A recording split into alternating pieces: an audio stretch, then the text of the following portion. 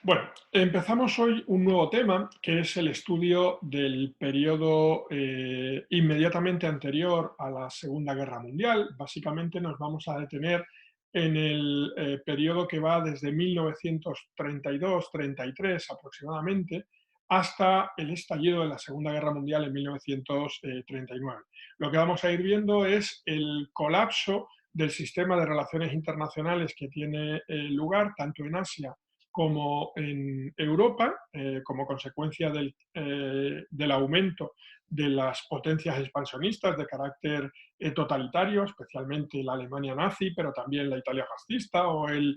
Japón militarista,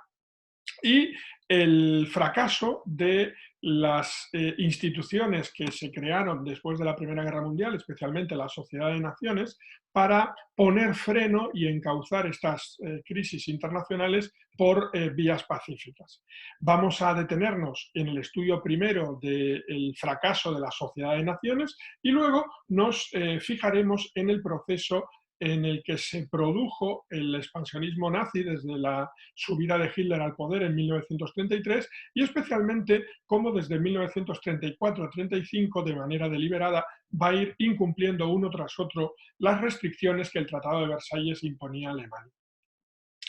La Sociedad de Naciones es la institución que se crea tras la Primera Guerra Mundial, en gran medida como consecuencia del impulso del presidente Wilson, que aspiraba a convertirse en un escenario donde pudiera intermediarse entre los distintos conflictos entre los países. Sin embargo, la retirada de Estados Unidos, el carácter de club de vencedores que adquiere muy pronto, eh, y la falta de recursos efectivos para poder hacer frente a su misión, en cierto modo parecida circunstancia a la que hoy padece la ONU, va a hacer que cuando se tenga que enfrentar a una serie de crisis internacionales en distintos continentes, en Asia, en África y en Europa, vaya a demostrar su incapacidad de revertir los efectos de las agresiones. De tal modo que todas estas crisis van a tener como resultado no solo el hecho de que la agresión no se detiene, sino que el agresor consigue sus objetivos, sino que la sociedad de naciones se demuestra una y otra vez incapaz de poner freno a esta situación. La primera de las crisis que vamos a ver es la de Manchuria en 1931. Luego veremos la crisis de Abisinia o de Etiopía, la guerra de Abisinia en 1935 y nos detendremos en la Guerra Civil Española de 1936. En estos conflictos, que se extienden a lo largo de un lustro, la Sociedad de Naciones va a impulsar una serie de medidas que, en el mejor de los casos, están bien intencionadas, como una serie de sanciones económicas para frenar las agresiones, pero que en ningún caso van a evitar ni la guerra, en el caso de Abisinia, la Guerra Civil Española, ni va a suponer un freno a las apetencias expansionistas del Japón de entreguerras.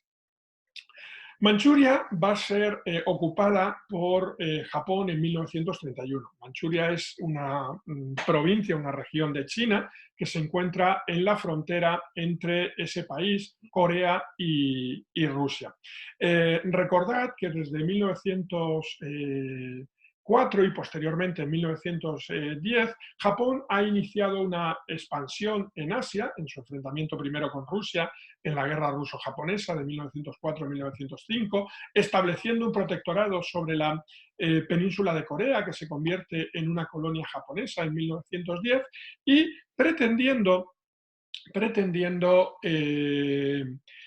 aumentar su área de influencia sobre el territorio chino.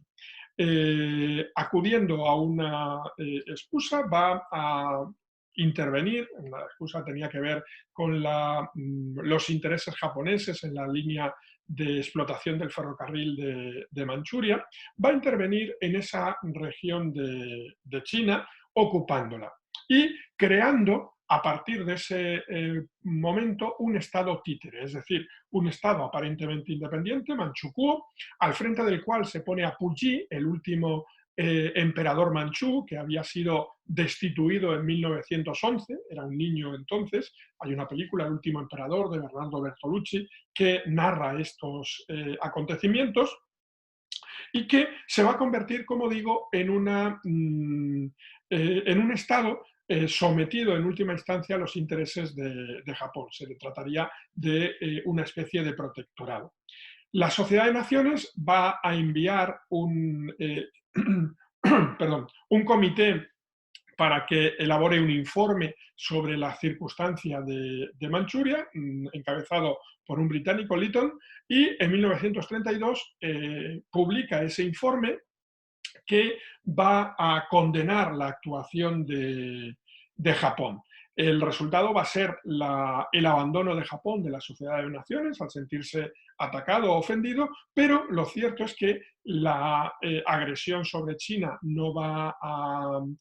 verse frenada. Manchukuo va a convertirse en una realidad. Es cierto que obviada por la mayor parte de la comunidad internacional, pero en ningún caso se le va a ofrecer ningún apoyo eficaz a China para recuperar el control de ese territorio. Y pocos años después estallará la Segunda Guerra Mundial con el prólogo que va a suponer la guerra sino-japonesa que estalla en 1937. La situación de Japón en 1931 era la que os decía, no solo se extendía por todo el archipiélago japonés, el territorio que corresponde a las fronteras actuales de Japón, sino que ocupaba la península de Corea. El territorio manchukuo es el que estáis viendo en el mapa, en el que se va a establecer, como digo, un estado independiente. Ahí tenéis la bandera de Manchukuo, establecido en 1932. En teoría se trata de una monarquía diferente de China, pero en la práctica se trata de un territorio subordinado, como podría serlo, mirando o salvando las distancias, la España en tiempos de José I Bonaparte con respecto a Francia. Aquí veis una fotografía de esa comisión Lytton en Shanghái y las reclamaciones de la delegación china ante la Sociedad de Naciones, solicitando una intervención para poner fin a esta crisis. Como digo, la crisis va a dar como resultado únicamente la salida de Japón de la Sociedad de Naciones y la fijación de unas sanciones hacia Japón que en ningún caso van a frenar sus ansias expansionistas. En 1935 encontramos el segundo de estos grandes retos a los que va a tener que enfrentarse la Sociedad de Naciones y el segundo fracaso que va a arrastrar esa organización. Etiopía es uno de los dos únicos estados independientes que quedaban en África, el otro era Liberia. Era un territorio donde los italianos habían fracasado en su intento de incorporarlo a sus dominios de la península de Somalia, y tras el ascenso de los fascistas de Mussolini al poder, va a convertirse en el escenario de la primera expresión de ese imperialismo fascista que pretendía recuperar las glorias del Imperio romano. Etiopía suponía un escenario ideal porque permitía la comunicación tanto de Eritrea como de la Somalia italiana, en los dos extremos de esa península de Somalia, que eran ya colonias italianas en ese momento, y además permitía encontrar una colonia de poblamiento hacia el que dirigir la superpoblación italiana. Etiopía tenía unas características en cuanto a su territorio semejantes a las que podía presentar la península italiana, e Italia, como ya se había visto y hemos comentado en otros temas, llevaba desde finales del siglo XIX siendo un país con una gran presión emigrante. Había miles de emigrantes que anualmente partían de Italia, normalmente hacia América, bien hacia América del Norte. La comunidad italoamericana va a ser una de las más importantes en los actuales Estados Unidos, como hacia América del Sur, donde, por ejemplo, en países como Argentina van a dejar una impronta notable. Esa presión poblacional que está experimentando Italia es una de las situaciones que impulsan a esta respuesta militar. La guerra de Etiopía va a demostrar la superioridad de un ejército moderno, bien dotado, como era el italiano, que va a usar todo tipo de armas, incluyendo armas químicas, prohibidas desde la Primera Guerra Mundial, y que va a presentar la campaña como una sucesión de éxitos militares, obviando los crímenes de guerra que van a producirse. La invasión de Etiopía, en la que su rey, el Negus, va a buscar el amparo de la Sociedad de Naciones, va a plantear una respuesta muy tibia por parte de esta. Va a condenarse por parte de la sociedad internacional la invasión italiana, pero como digo, no va a hacerse nada efectivo para impedir esa invasión. Italia, al igual que había hecho Japón, abandonará la Sociedad de Naciones y a partir de este momento va a acercarse hacia la potencia alemana, hacia la Alemania nazi. Ya decíamos que en un primer momento la política exterior de la Italia fascista, cuando se produce el ascenso de Hitler al poder, no fue recibir en una situación favorable hacia la Alemania nazi, sino más bien todo lo contrario, buscando un acercamiento a Francia e Inglaterra para frenar ese expansionismo alemán, y sin embargo, tras la condena de la Sociedad de Naciones, se produce un viraje en esa política exterior fascista y un acercamiento que va a ser notable hacia la Alemania nazi. Aquí veis un discurso en el que Mussolini declara no solo la guerra a Alemania, sino que reconoce el papel que pueden desempeñar la Sociedad de Naciones. Básicamente, como veis en el último párrafo, lo que señala es que únicamente habría una respuesta económica, sanciones económicas. La frase "me niego a creer que el pueblo de Gran Bretaña, el verdadero, quiera verter su sangre y empujar a Europa por la vía de la catástrofe por defender a un país africano", va a mostrar, como digo, la tibieza de la respuesta a la que es capaz de, o la que es capaz de producir esa sociedad de naciones que se ve limitada al aporte o a la fijación de determinadas sanciones para castigar lo que ha sido una invasión y la pérdida de soberanía de uno de sus miembros. El territorio de Etiopía, lo estáis viendo, es el que se encuentra situado entre esas dos manchas negras al este del continente africano, suponen la Somalia africana y la Eritrea, y va a convertirse, como digo, en uno de los territorios de expansión de esa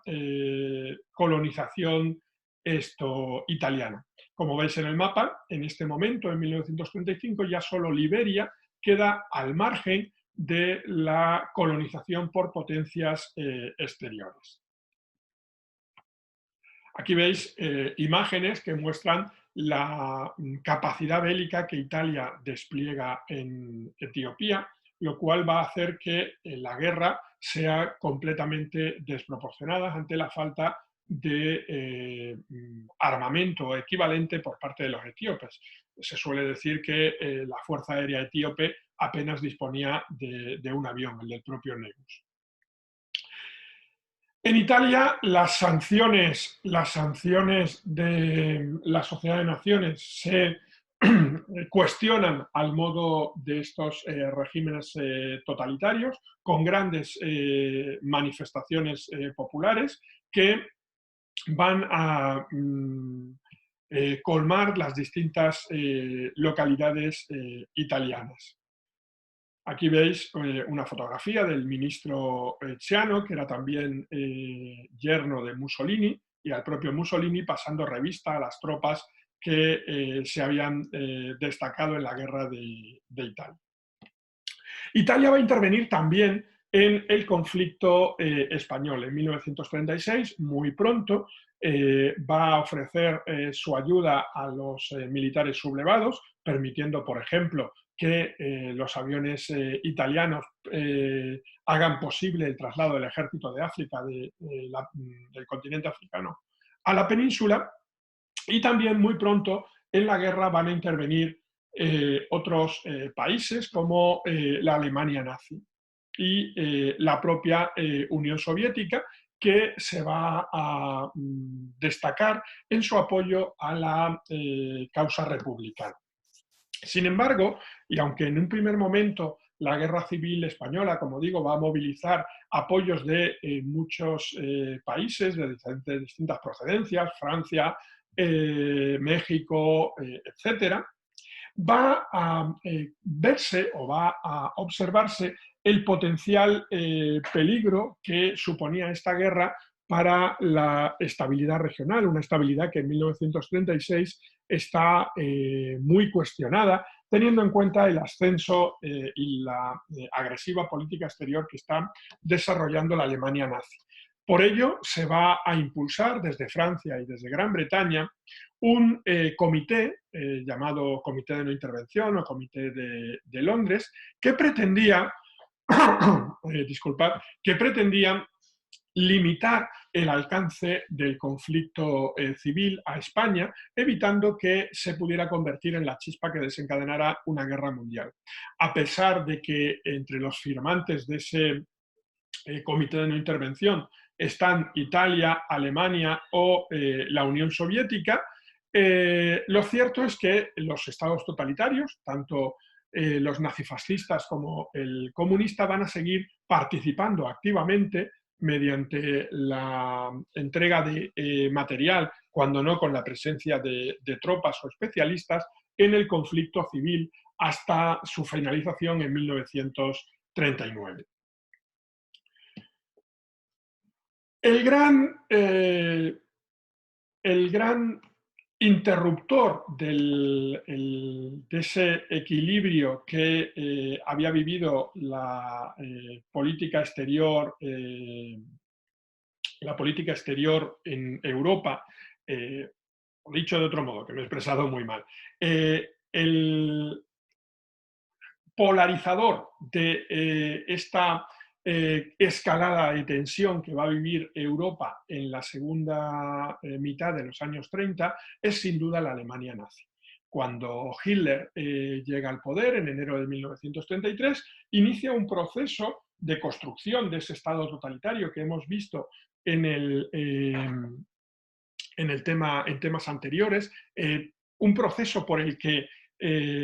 Alemania se va convirtiendo, va desapareciendo esa estructura democrática, aunque formalmente sigue siendo la Constitución de la República de Weimar la que está en vigor, y del mismo modo ese proceso conlleva toda una política exterior que parece orientada a revertir los efectos del Tratado de Versalles. De ese modo, desde 1935 hasta 1939, momento en el que estalla la Segunda Guerra Mundial, Hitler va a presentar distintos retos a la sociedad, a las sociedades democráticas y singularmente a Francia y a Gran Bretaña, que éstas no van a saber responder adecuadamente y van a permitir el crecimiento del poderío militar nazi, hasta el punto de que cuando estalla la guerra en 1939, Alemania, que aún no ha completado del todo ese plan de rearmen y se encuentra en una posición ideal, probablemente Alemania esperaba esta guerra un poco más adelante, sin duda se encuentra en condiciones más ventajosas para enfrentarse a un largo conflicto que las que tenía en 1935, cuando empieza con el primero de estos retos al al statu quo internacional. La primera violación del Tratado de Versalles va a ser la militarización de Renania. Esto es, la realización de maniobras militares en esta región alemana, Renania, que se encontraba desmilitarizada por uno de los artículos del Tratado de Versalles. Sin embargo, y aunque Francia reaccionó a la militarización de Renania con rapidez, entendiendo que se trataba de una amenaza grave, lo cierto es que la propia situación interna de Francia, donde la polarización social también crecía y los problemas asociados a la crisis económica y social eran acuciantes, no va a ser capaz de dar una respuesta que frenase las apetencias de expansionismo que tenía el régimen nazi. En 1938 encontramos un segundo incumplimiento del Tratado de Versalles con el ANCLUS, o lo que es lo mismo, la unificación de Alemania y Austria, algo expresamente prohibido en el Tratado de Versalles. En 1938, la crisis o el foco de la crisis se traslada a la región de los Sudetes, una región fronteriza del Estado de Checoslovaquia con Alemania, que se resuelve con la entrega de ese territorio por parte de las potencias, el abandono a ese aliado democrático que era Checoslovaquia, a Hitler, ante la promesa de este de no volver a ocupar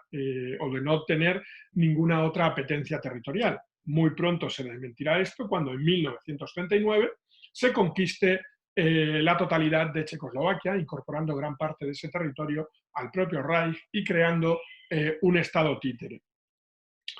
Entre 1936 y 1939 se van a ir desarrollando una serie de alianzas que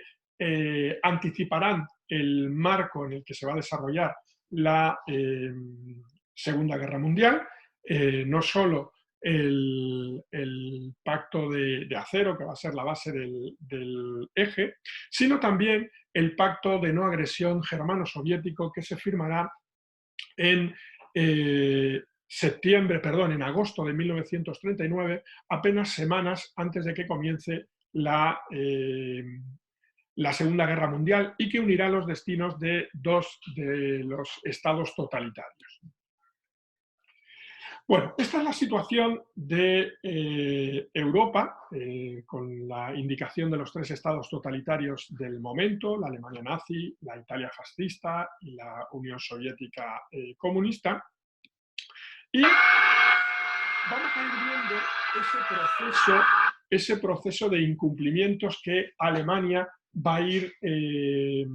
llevando a cabo. El primero de ellos, como digo, es la militarización de Renania. Es cierto que y antes incluso el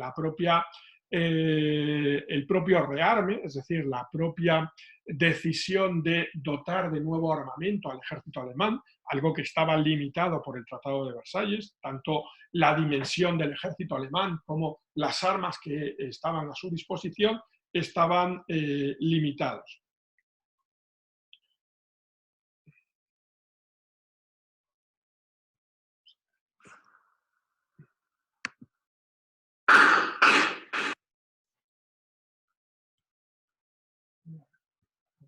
Esto.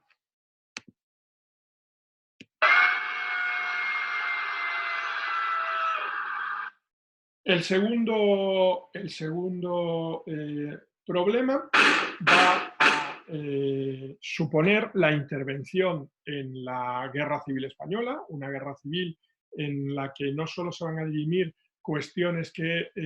respondían a la evolución y a las discrepancias propicias de nuestro propio país, sino también donde van a intervenir las distintas potencias totalitarias apoyando a uno u otro bando. En 1938 se produce la anexión de Austria, el ANCLUS, que estaba expresamente prohibida por el Tratado de Versalles. El territorio de los Sudetes va a ser anexionado a Alemania. Alemania se presenta como la defensora de los intereses de la minoría alemana que vivía en ese territorio, antiguamente parte del Imperio Austrohúngaro, y tras una reunión internacional en Múnich se acepta la incorporación de ese territorio al Reich alemán. Sin embargo, en 1939 se produce la ocupación de Checoslovaquia. Chequia queda como un protectorado alemán y Eslovaquia como un estado títere semejante al de Manchukuo. Por tanto, cuando la guerra estalle en 1939, en septiembre del 39, veremos que en el fondo no es otra cosa que la continuación de este tipo de circunstancias. En 1939, también, imitando a Alemania, Mussolini va a ocupar Albania, al otro lado del mar Adriático. Estos artículos que os he puesto aquí son los artículos principales del Tratado de Versalles. Como veis, en el primero se prohíbe a Alemania mantener o construir fortificaciones en la orilla izquierda del Rin, o en la orilla derecha, es decir, la región de Renania, que se incumple junto con el artículo 43 en marzo de 1936. En el artículo 80 se señala la independencia de Austria y la imposibilidad de que se produzca una unión de Alemania y Austria sin el consentimiento de la Sociedad de Naciones, y se incumple en 1939. En el artículo 81, como veis, se habla de la independencia de Checoslovaquia y que sus fronteras se mantendrán con respecto a la que mantenían en el Imperio Austrohúngaro, y entre octubre del 38 y marzo del 39, tanto las fronteras como la propia existencia de Checoslovaquia como país independiente va a desaparecer. Si os fijáis, el artículo 87 de lo que habla es de la independencia de Polonia y del corredor de Danzig, que va a ser justamente el escenario donde se produzca la siguiente agresión nazi. La militarización de Renania, que es, como digo, el primero de estas vulneraciones del Tratado de Versalles, es la respuesta alemana a el pacto franco-soviético que se había firmado recientemente y que suponía, en su opinión, la revisión de los tratados de Versalles y del acuerdo de Locarno. Es una movilización escasa. Alemania en 1936 no está en condiciones de enfrentarse a Francia. Apenas estamos hablando de 30.000 hombres que van a situarse en esa región, con orden de no presentar batalla en el caso de que Francia reaccionase militarmente. Del mismo modo, se emplea todo un proceso de rearme que tiene como misión recuperar la economía alemana, pero también preparar la guerra. En 1937 Hitler considerará completado su rearme. Lo cierto es que el ejército alemán no está en las mejores condiciones hasta 1900, incluso hasta ya comenzada la Segunda Guerra Mundial. Como os dije antes, probablemente el conflicto con Francia e Inglaterra, en la idea de los estrategas alemanes, estaría pensado para bastante más adelante de cuando ocurrió. Alemania no estaba preparada desde el punto de vista de su infraestructura económica y de sus potencias militares para iniciar la guerra cuando ésta comienza. Bueno, aquí veis ejemplos de las plantas de producción de bombarderos alemanes, en este caso de los Junker Ju-88, de la construcción en astilleros de una nueva flota en la que se va a incidir sobre todo en los denominados acorazados de bolsillo y sobre todo en los submarinos. El acorazado Bismarck, que va a ser el más importante de la flota alemana, que va a ser hundido durante la Segunda Guerra Mundial, y los aviones que van a protagonizar la Segunda Guerra Mundial, como es este avión Heinkel G-111. En 1938 se produce, como decíamos, el ANCLUS, esa anexión de Austria por parte de Alemania, como consecuencia de la muerte, tras un atentado del dictador austriaco canciller Dollfuss, y tras la invitación de los representantes del partido nazi austriaco que van a acceder al poder y que van a invitar a Hitler a ocupar el territorio. Esa ocupación se produce entre el 11 y el 14 de marzo de 1938, en líneas generales con el visto bueno de gran parte de la población austriaca, que por cierto va a refrendarlo en un referéndum en el que el más del 99% es favorable a esa unificación. Lo cierto es que los que no eran favorables o han huido del país o no van a hacerse matar. Aquí veis unas imágenes de la entrada de Hitler en Viena en marzo de 1938, las tropas alemanas desfilando por las ciudades austriacas y el discurso que Hitler va a pronunciar ante una inmensa multitud en la capital de Austria. El propio Hitler, recordad que era austriaco originalmente. Aquí tenéis a Seyss-Inquart, que es el canciller nazi de Austria y ese que va a invitar a Hitler a esta entrada, a ese inicio de la anexión. Y como veis, en la papeleta del referéndum dejaba claro cuál era la opción que había que votar. ¿Veis la diferencia entre el ya y el nein? Que